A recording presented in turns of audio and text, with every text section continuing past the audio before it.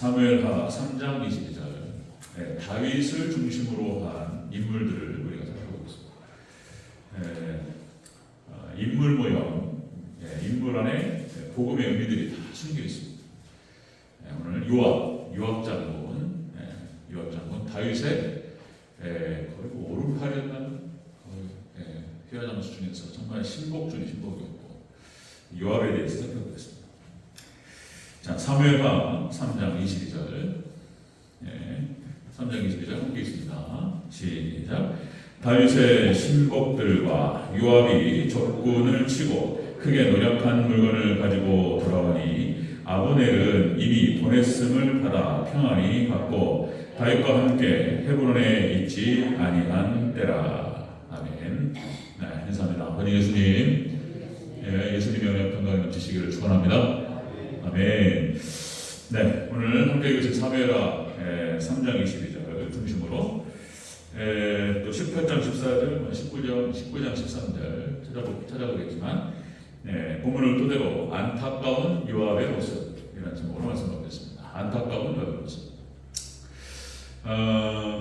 또 한번 말씀을 드리면 성경 해석이 이런 거구나 이렇게 이제 그 20세기 중반, 20세기 초반 중반에 과학자들에 의해서 서양 과학자들, 아인슈타인을 중심으로 해서 쭉 나와요. 그 양자역학에 대한 이야기들이 쭉 나오는데 이제 그것이 처음에 발견이 되고 이제 그 20세기 중반 후반을 내려오고 21세기 이제 그 서구 과학에서 양자역학이 최첨단을 이뤘습니다. 양자역학이 이제 입자와 파동의 세계로 이루어졌다. 우주가.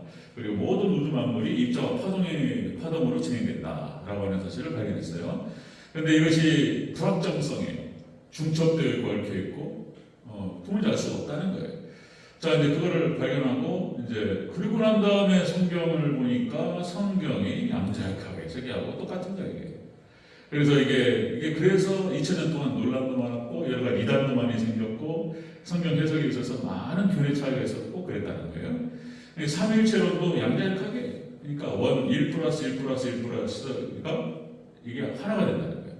이게 성부, 성자, 성령이 그러니까 삼위로 계시는데 이게 일체라는 거예요. 이건 이해 안 되는 거예요. 이건 이해 세계가 안 되는 거예요. 이해를 넘어서는 거예요. 예수님께서도 마찬가지인 거예요. 예수님께서도 완전히 하나님이시고 완전한 또 사람이시다. 이것도 신앙 고백이지 논리적이고 과학적인 얘기가 아니에요. 1 플러스 1은 1이다 이런 뜻이에요. 자, 전에 말씀드렸듯이 조직신학 전체가 다 양자역학이에요. 성령론도 마찬가지입니다. 성령론도 성령 충만, 성령 세례 다 똑같은 말이에요. 우리 안에 계시기도 하시지만 새롭게 임하시기도 하시는 거예요. 이게 이제 논리적으로 부딪히는 게 아니에요. 자, 구원론도 마찬가지예요. 구원론도 하나님의 절대 조건 속에 있지만 인간의 또 책임을 요구하신다는 거예요. 그게 성경에서 어떤 데는 뭐 하나님 절대 조건이라고 얘기하고 또 어디는 또 하나님께서 계속 뭐 순종을 말씀하시고 충성을 말씀하시고 이런단 말이에요. 그런데 또 이것이 우리가 잘 봐야 돼요. 하나님께서 선택하시고 인도하셔놓고 다시 버릴 수 있다? 이렇게 말하면 또 이게 정통 우리 신학에서 벗어나요. 이것도 이단돼요. 잘못하면. 우리가 이렇게 잘 봐야 돼요. 자, 그래서 제가 구원론을 다시 한번 말씀을 드릴 텐데 요압을 통해서 그러니까 하나님의 절대 조건이 있지만은 인간의 책임이 굉장히 중요해요. 우리가 어떻게 반응하냐에 따라서 상황이 달라질 수 있어요. 성경은 예정론과 운명론은 같은 게 아니에요. 다 정해놓고 뭐 하나님께서 다 끝났지 내가 해봐야 뭐 좀 있어.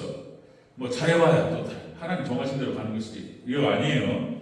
우리가 어떻게 선택하냐에 따라서 어떤 태도를 취하냐에 따라서 상황은 달라져요. 자, 나중에 결론을 가서 그때 하나님께 영광 올려드리는 거예요. 예정론은 모든 게 하나님의 은혜였다. 나의 나된 것은 하나님의 은혜였다. 다 하나님께 영광 올려드릴 때 예정론이 나오는 것이지 우리가 갈 때는 잘 될지 안 될지 어떻게 될지 모르는 거예요. 자, 요압을 통해서 한번 보는데 같이 한번 살펴보도록 하겠습니다. 이 안타까운이라는 표현을 썼어요. 제가 안타까운 요압. 왜 안타깝냐 말이에요. 요압이 여러분들 다윗의 수호, 그러니까 그 수호무사, 다윗의 수호무사, 하나님께서 다윗에게 충성된 일꾼들을 붙여주셨어요. 다윗 혼자 한 게 아니에요. 다윗이 백전백승을 했는데 다윗이 백전백승을 할 수 있도록 백전백승을 할 수 있었던 원인은 다윗을 돕는 호위무사가 37명이 나옵니다. 여러분들 사무엘하 23장 8절에서 39절까지 37명의 호위무사 충성되고, 그죠? 다윗 주변을 딱 다윗을 지킵니다. 자, 그 중에 한 명이 바로 누구였냐면 우리아였어요. 밧세바의 남편. 우리아가 39절에 나옵니다. 충성된 사람이에요. 그러니까 안타까운 게 바로 우리아가 안타까운 거예요. 다윗이 죄가 큰 것이 그 충성되게 하나님을 섬기고 다윗을 도왔던 그 우리아를 죽여버려요. 그의 아내를 뺏고. 이거는 안 되는 거예요. 이거는. 다윗이 큰 실수를 한 거예요. 그런데 그 37명의 그 호위무사 중에서 가장 우두머리격이 누구였냐면 요압이었어요. 요압. 군대 장관, 그러니까 장군이에요, 장군. 모든 전쟁에서 선봉으로 나갔고, 그리고 그 전쟁에서 장군으로서 휘하장수들을 이끌었습니다. 요압이 그랬는데, 요압이 말년에 안 좋아요. 요압이 안 좋아요. 나중에는 이제 죽습니다. 나중에 죽어요. 최고의 직위, 그 자리를 뺏겨요. 왜 그랬냐 말이에요. 왜? 그 과정이 나와요. 같이 쭉 한번 살펴보도록 하겠습니다. 자, 안타까운 요압의 모습. 첫 번째는 요압은 다윗의 군대 장관이었어요. 다시 한번 읽겠습니다. 오늘 본문 사무엘하 3장 22절 다시 한번 읽겠습니다. 시작. 다윗의 신복들과 요압이 적군을 치고 크게 노력한 물건을 가지고 돌아오니 아브넬은 이미 보냄을 받아 평안히 갔고 다윗과 함께 헤브론에 있지 아니한 때라. 아멘. 이 아브넬 장관도 아주 탁월한, 워낙 힘이 좋고, 요압도 마찬가지예요. 워낙 힘이 좋고 용맹스러운 사람들이에요. 그러니까 이게 이제 교만해요. 이게 너무나 뛰어난 사람들이었어요. 근데 이 사람들이 이제 다윗을 지켰어요. 그러니까 다윗의 친복이 되었고 사울과의 왕권 전쟁 가운데에서 다윗 편에 섰던 사람이에요. 그래서 요압은 예수님의 청지기 모습을 갖고 있었어요. 예수님의 청지기 모습을 예표해요. 그죠? 다윗을 갖다 예수님으로 선정한다고 했을 때 다윗을 보았던 요압은 예수님을 보았던 아주 훌륭한 신복 그리고 청지기로서 예표를 갖고 있어요. 자, 그러니까 교회를 지킨 직분자, 아주 충성된 직분자 중에서 사도 바울이 인정했던 사람 중에 한 명이 바로 빌레몬이었습니다. 빌레몬. 자, 빌레몬서 1장 2절에서 이렇게 표현합니다. 바울이 빌레몬을 신복이라고 표현해요. 측근이에요, 측근. 이런단 말이에요. 자, 여러분들 청지기라고 한다면 청지기가 뭡니까? 청지기가 이제 심부름꾼이죠. 심부름꾼인데 청지기의 국어사전적인 의미를 보면은 주인이 맡긴 것을 관리하는 위탁 관리인이에요. 그러니까 이제 요셉, 예를 들어서 이제 그렇죠? 요셉이 보디발 장군의 청지기였어요. 그래서 모든 집안의 살인들을 딱 맡겼을 때 완전히 완벽하게 충성스럽게 교회를 감당해요. 감옥에 갔을 때는 또 감옥의 간수의 청지기로서 또 충성스럽게 또 해요. 성향 자체가 요셉은 아버지의 사랑을 많이 받고 그래서 충성된 성격을 갖고 있어요. 성격 자체가 그랬어요. 하나님 그런 사람 쓰신 거예요. 애굽의 총리가 됐을 때 바로의 아주 충성스러운 총리가 되어서 청지기가 되어서 나라 살림을 했던 그런 사람이었죠. 자, 여러분들 우리가 예수님의 무엇보다도 예수님의 신실하고 충성된 청지기가 되시기를 주님으로 축원합니다. 이게 복 받는 거예요, 이 사람이. 자, 누가복음 12장 42절 주께서 이르시되 지혜 있고 진실한 청지기가 되어 주인에게 그 집을 맡아 때를 따라 양식을 나누는 자가 누구냐. 그러니까 이건 주의 종을 말하는 거예요. 그러니까 마지막 종말 때 지금 이 시대 21세기 예수님께서 마태복음 24장에서 말씀하셨던 수많은 재림 징조 많이 나타나고 있어요. 난리 소문이 나고 뭐 지진이 나고 우리나라에서 지진 이게 지금 뭔가 모르겠어요. 그러니까 이 전조가 우리나라에서 지금 어디죠 거기가? 네? 괴산. 그 지금 이게 일본하고 연결돼 있을 거라고 생각이 들어요. 네, 일본하고. 그래서 이제 거기가 아주 안 좋습니다. 판태평양 조산대에 딱 걸려가지고 일본이 이게 이제 가라앉는다는 거예요. 근데 이제 우리 한국 여기 이 땅은 한반도로 융기한다는 거예요. 융기. 올라가요, 집안이. 이제 그 여러 명의 이제 그 지질학자들부터 해가지고 다 얘기하는 거예요. 어쨌든 여러분들 수많은 과학자들과 수많은 예언가들과 성경도 마찬가지로 다 얘기하는데 한국은 좋아요. 여러분들 감사하시기를 주여로 축원합니다. 한국은 좋아요. 지금 이런 여러 가지 막 집어먹고 무슨 뭐 이태원에서 무슨 사건 나고 다 이런 영적 의미가 있는 건데 예, 하나님께서 이제 뭔가 경고의 사인이고 박근혜 대통령 시절에도 그런 거예요.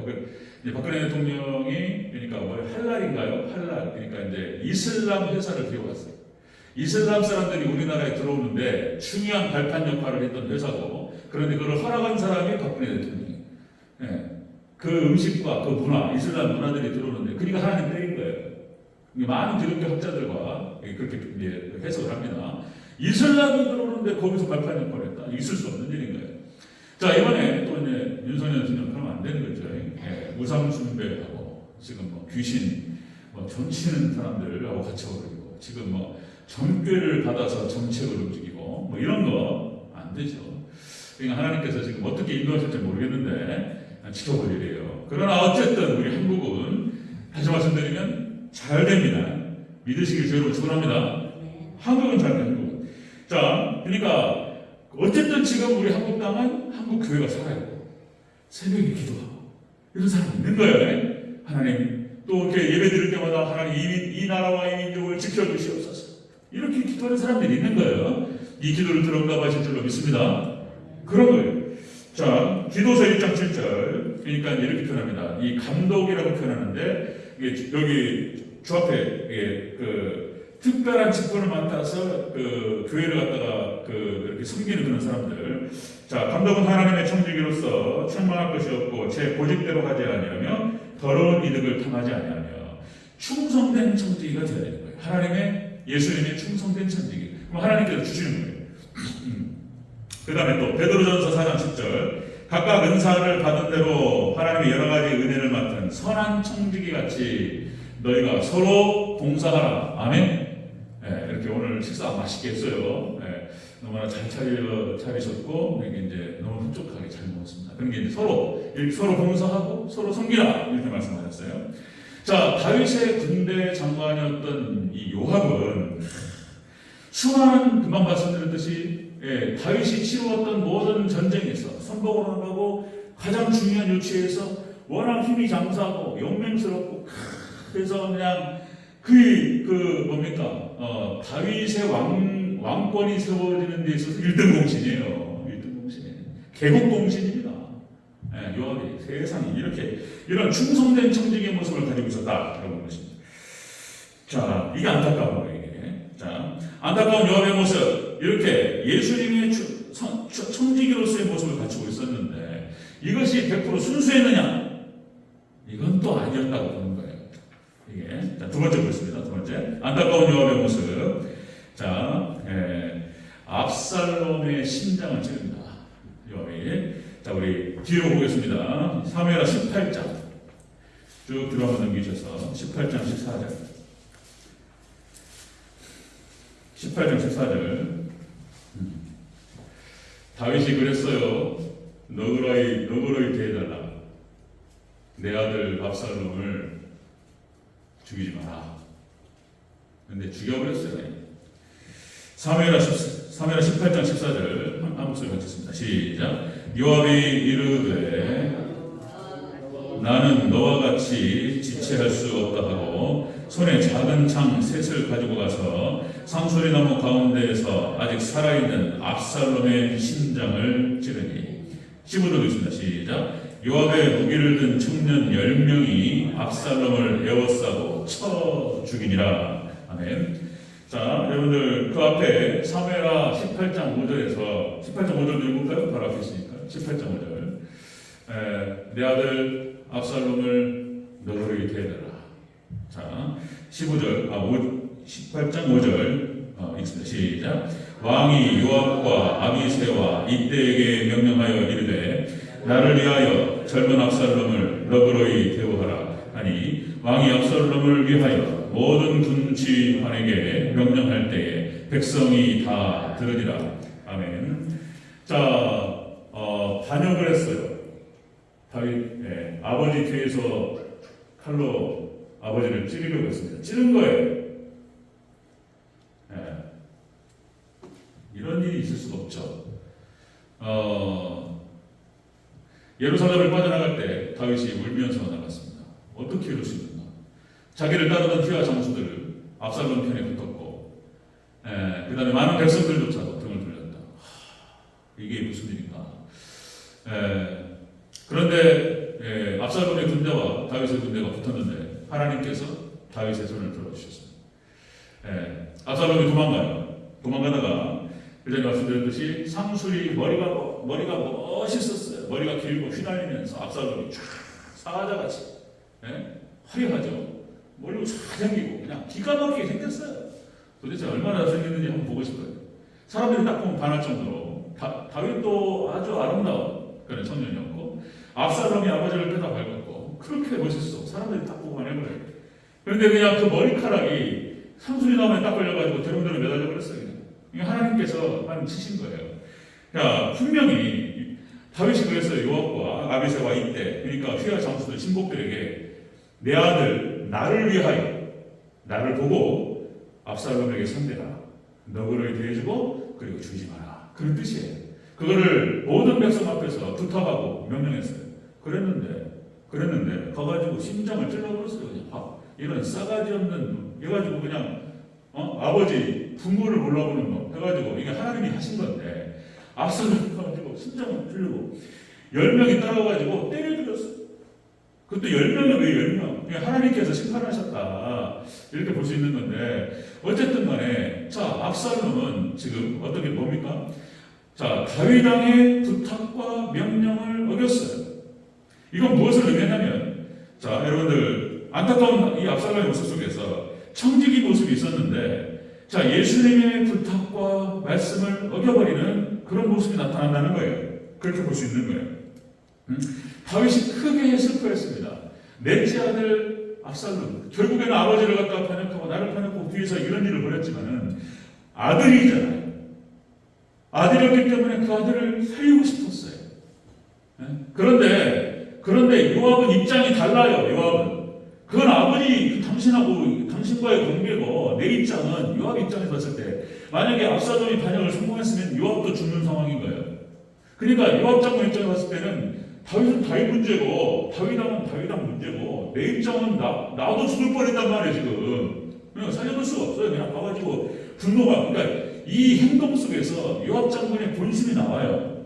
그 의도가 다윗의 편에 들어섰고 다윗을 도왔던 것이 순수하게 다윗만을 위한 것이 아니었어요. 그죠? 요압 장군은 자기 야심도 있는 거예요. 뭔가 다윗을 왕으로 삼고 자기도 한 자리 하는 거잖아요. 그죠? 뭐 그런 의도가 다 있는 것인데 사실상 뭐 중국 역사를 보고 삼국지를 보면 다 그런 거예요. 그러니까 될 만한 인간을 딱 두고 저 사람이 내가 섬길 만한 주군이구나. 초기 때 쓰면은 나도 살겠구나. 나도 잘 되겠구나. 그런 의도도 있는 것이죠. 그런데 성경은 또 달라요. 성경은 다릅니다. 그러니까 어쨌든 간에 요압 장군의 이 행동을 통해서 요압이 다윗에 대한 충성심에 대해서 의심을 할 만한 모습이 나타나요. 자, 안타까운 요압의 모습, 예수님의 청지기 모습으로 시작했는데, 자, 예수님의 말씀과 부탁을 어겨버리는 이런 모습을 나타나요. 자, 또 하나의 사건이 있습니다. 자, 사무엘하 2장 3장. 여기에 아브넬이라고 하는 장군이 나오는데, 이 아브넬도 이스라엘의 장군이에요. 이 아브넬도 용맹한 장군이었습니다. 그런데, 자, 사울과의 왕권 다툼에서 이제 사울이 죽어버리잖아요. 요나단도 죽어요. 그러니까 그 손주였던 이스보셋에게 왕권이 내려갔어요. 그러니까 지금 헤브론에 있었던 다윗과 예루살렘에 있는 이스보셋하고 격돌을 하는 그런 상황이 벌어졌어요. 그런데 아브넬은 어쨌든 간에 사울왕 계통에 서 있었고, 그러니까 다윗의 반대편이잖아요.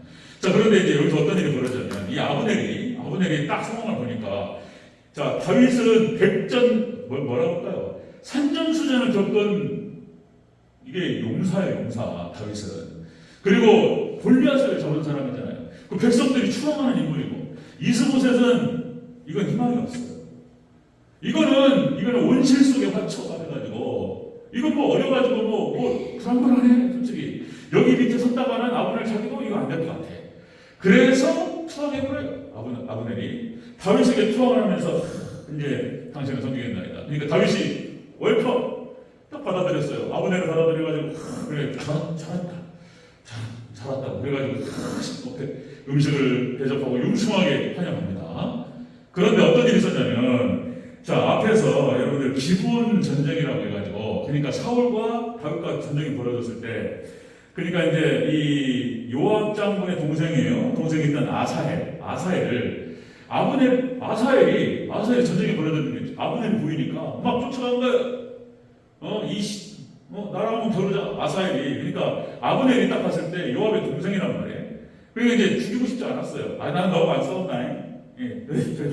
아직도 어리고 싸움에 상대가 안 된단 말이에요. 그러니까 안 하려고 그랬어요. 근데 계속 달라지니까 아브넬 입장에서는 또 이것이 또 가만히 있으면 또 이게 자기도 다칠 상황도 있을 수 있고 그러다가 어떻게 하다 보니까 아사헬 죽여버렸네. 그러니까 아사헬이 요압에게서 죽었다는 소식이 누구한테 들어가요? 네? 요압에게 들어갑니다. 자기 동생을 죽였어요. 그러니까 요압이 칼을 갈아요. 내 동생 아사헬을 죽인 놈의 자식. 그래가지고 아브넬도 죽여버리겠다. 아니 그래가지고 이제 칼을 마음속에 갈았는데 다윗이 지금 상황을 봤을 때 아브넬을 받아들였잖아요. 받아들여가지고 이제 같이 한번 나라를 한번 세워보자. 이렇게 의기투합이 됐잖아요. 그런데 그렇게 딱 다윗 만나고 나가는 길인데 요압이 가가지고 죽여버려. 이 행동은 이해는 가요. 인간적으로 자기 동생을 죽인 원수기 때문에 복수를 했다. 이해는 가지만 지금 전체적인 구도에서 다윗이 지금 아브넬을 받아들여가지고 같이 해서 이거 다 통일을 이루고 평화적으로 해서 통일왕국 이뤄서 잘해보자 이렇게 해가지고 아브넬을 용서하고 다 받아들이고 흥분 상황인데 죽여버렸단 말이에요. 지금 다윗이 여기서 경고를 합니다. 다윗을 무시한 행동이에요. 이것은 다윗을 무시한 행동. 그러니까 당시에 요압이 군대를 이끌었기 때문에 군대 수장이기 때문에 자기 군대가 요압을 따라요. 다윗도 따르지만은 다윗은 왕이고 그러니까 직접적인 명령을 받는 데가 요압인 거예요. 그 요압을 갖다가 무시할 수 없는 거예요. 그리고 이렇게만 말합니다. 사무엘하 3장 28절 29절에서 이렇게 표현합니다. 자, 네 죄가 요압의 머리와 그의 아버지의 온 집으로 돌아갈지어다. 다윗 저주를 해요. 그 아브넬의 피에 대한 핏값을 네가 받아라. 두 번의 사건이 있었어요. 지금 압살롬 너그러이 대대간에 죽여버리고 그 다음에 아브넬 다윗이 받아들였는데 죽여버리고 이 지금 뭐하는 거냐. 지금 다윗을 무시하는 행동이에요. 이런 것들이 요압이 지금 자기가 힘이 장사고 용맹스럽고 능력이 있으니까 자기를 따르는 무리들도 있고 그러니까 다윗을 우습게 본 거예요. 근데 그 의도가 드러나는 거예요. 지금 다윗을. 자, 여러분들 우리가 불순종의 죄는 회개하면 돼요. 그런데 이게 차이가 있어요. 연약해서 넘어지는 거하고 완악한 거하고는 차이가 있어요. 이 완악한 것도 회개하면 돼요. 그런데 이 완악한 것은 회개가 잘 안 돼. 의도가 아예 그냥 그렇게 대적하는 어떤 의도를 가지고 있기 때문에 완악한 것은 어려워요. 좀. 이것도 회개하면 되지만은 참 해결 안 하는 특성이 있어요. 이 완악한 게. 자, 여러분들 에베소서 5장 6절 이렇게 표현하죠. 누구든지 하나님의 진노가 불순종의 아들들에게 임하나니 불순종의 아들들에게 하나님의 진노가 임한다. 자, 여러분 하나님께서 쓰신 사람들은 다 충성된 사람이었어요. 충성된 일꾼들. 자, 민수기 12장 7절 내 종 모세 그는 내 온 집에 충성되니라. 그죠? 모세가 충성되게 하나님을 섬겼어요. 이게 모세를 쓰신 거예요. 그 다음에 여호수아 갈렙 마찬가지입니다. 자, 여호수아 14장 8절 나와 함께 올라갔던 내 형제들 10개 지파를 말하는 거예요. 백성이 간담을 높게 하였으나 나는 내 하나님 여호와께 충성하였으므로. 여호수아 갈렙은 끝까지 하나님께 충성하고 약속의 말씀을 붙들었어요. 하나님께서 역사하시리라. 우리에게 승리를 주시리라. 하나님 역사하시면 저들은 우리의 밥이다. 그러니까 이제 10개 지파 전당분에 왔을 때는 이 사람들 정신나간 소리를 하고 있는 거예요. 아무리 전력을 계산해봐도 이거는 게임이 안 되는 우리가 지는 게임인데 이긴다고 하니까 미친 이런 거예요. 그런데 여기서 갈렙은 이긴다는 거예요. 하나님 믿고 믿음으로 끝까지 충성했어요. 자, 시편 101편 6절. 내 눈이, 하나님의 눈이, 하나님 스스로니 이 땅에 충성된 자를 살펴 나와 함께 살게 하리니 완전한 길에 행하는 자가 나를 따르리라. 충성된 자가 하나님을 따른다는 거예요. 그렇죠? 그렇죠. 충성스럽지 않은데 예수님을 따라서 십자가 지는 사람이 누가 있겠어요? 이게 오전 말씀하고도 연관이 되는 말씀이에요. 그러니까 충성됨으로, 충성된 천지가 되어서 주님을 따르는 거예요. 자, 그런데 이 요압이 처음에는 그런 모습을 갖췄는데 지금 보니까 이게 아닌가 싶을 정도로 이 요압의 모습은 지금 다윗에게 충성스럽지 않아요. 자신의 어떤 야심도 있고 자기 마음대로 행동해버려요. 다윗의 말도 무시해버려요. 이런 모습이 나타난단 말이에요. 자, 안타까운 요압의 모습, 그렇게 볼 수 있는 거예요. 세 번째 보겠습니다. 세 번째. 자, 안타까운 요압의 모습 세 번째. 아마사에게 군대 장관을 뺏깁니다. 돌려라. 요압한테. 다윗의 유언이었습니다. 다윗의. 자, 사무엘하 19장 13절. 한 장만 넘기고 있습니다. 사무엘하 19장 13절. 사무엘하 19장 13절. 다윗이 명령합니다. 사무엘하 19장 13절. 함께 했습니다. 시작. 너희는 또 아마사에게 이르기를 너는 내 권력이 아니냐. 네가 요압을 이어서 항상 내 앞에서 지휘관이 되지 아니하면 하나님이 내게 벌 위에 벌을 내리시기를 바라노라 하셨다 하라 하리라. 아멘. 요압이 자리를 아마사에게 넘깁니다. 요압을 내려요. 군대 장관 자리를 갖다가 다윗이 왕이 되어서 힘이 있을 때 요압을 내려요.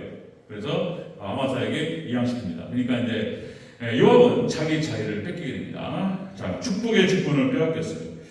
자, 다윗의 명령과 다윗의 부탁을 그냥 먹여버려요. 이 요압의 모습이에요. 나중에 다윗이 후계를 결정해요. 후계를 결정할 당시에 그러니까 셋째 아들이 압살롬, 넷째 아들이 아도니아였어요. 그러니까 순서대로 내려가면 아도니아인데 다윗이 봤을 때 인물들을 보니까 솔로몬이 왕이에요.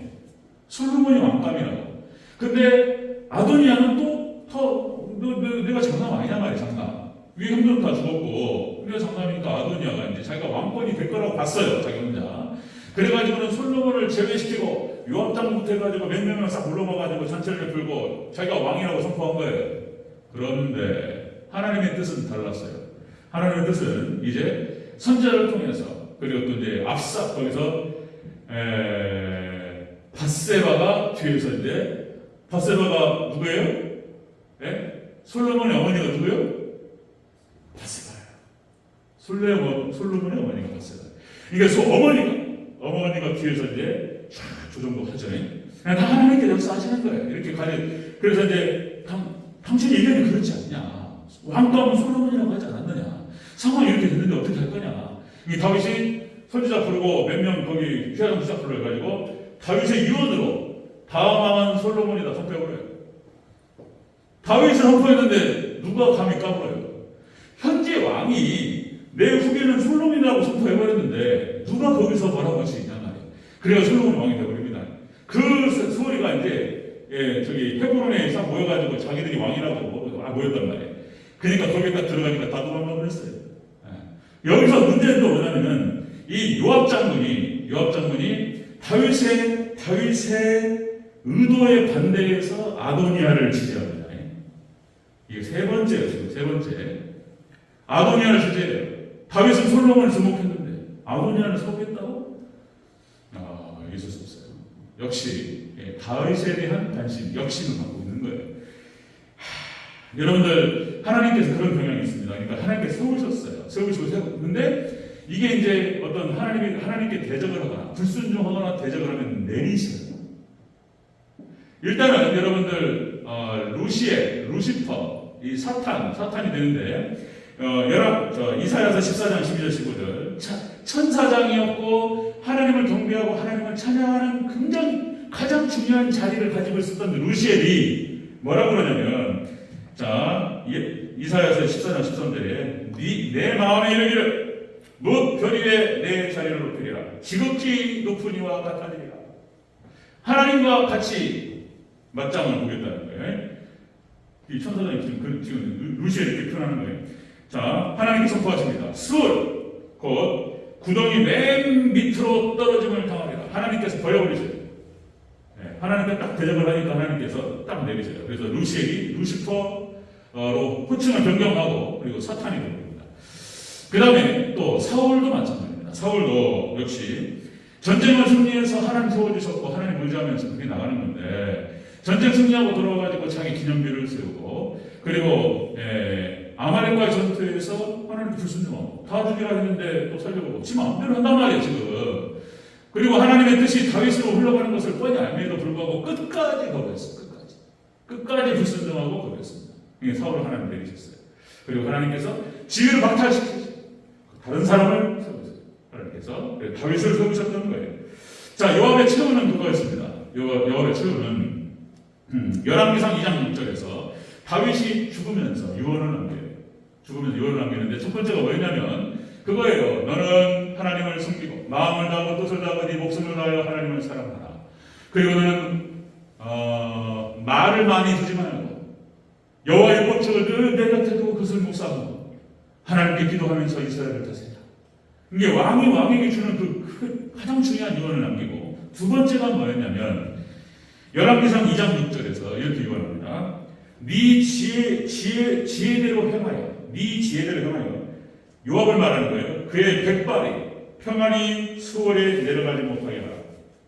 와, 이게 무서워요. 이게 지금 죽이라. 요압을 죽이라. 그래서 그는 역심을 가지고 있다. 반드시 너에게 데려갈 것이다. 그를 죽이라. 다윗의 유언이었습니다. 그러니까 압살롬을 죽이고 내 아들 압살롬을 선대하라. 너 그를 대해달라. 부탁이었습니다. 명령력 부탁이었습니다. 야, 왜 그래? 아브넬을 받아들였는데 죽여버려 그냥. 그리고 후계가 솔로몬이라고 얘기하는데 그럼 죽여버려 그냥. 이걸 어떻게 쓰냔 말이에요. 이걸. 네, 자기 마음대로. 그러니까 이거 내버려두면 솔로몬도 죽일 사람이에요. 자기 힘과 자기 어떤 권력을 이용해가지고 뒤집어 엎어버릴 사람이에요. 다윗의 이 왕권, 그러니까 이 왕권을 지키기 위해서 요압을 죽이라. 그리고 아도니아가 이름이 누구예요? 아도니아가 바로 이 형이잖아요. 이 형인데 이것도 영모의 가능성이 있어요. 그래서 이게 또 죽으려고 그랬는지 아도니아가 또 무슨 실수를 하냐면은 아버지 그 다윗에게 늦지막히 말년에 아버지를 모시려고 들어갔던 10대 소녀 걔 이름이 뭐예요? 걔가 아비상? 아비상이 맞네? 그런 것 같아. 찾아보면 나와요.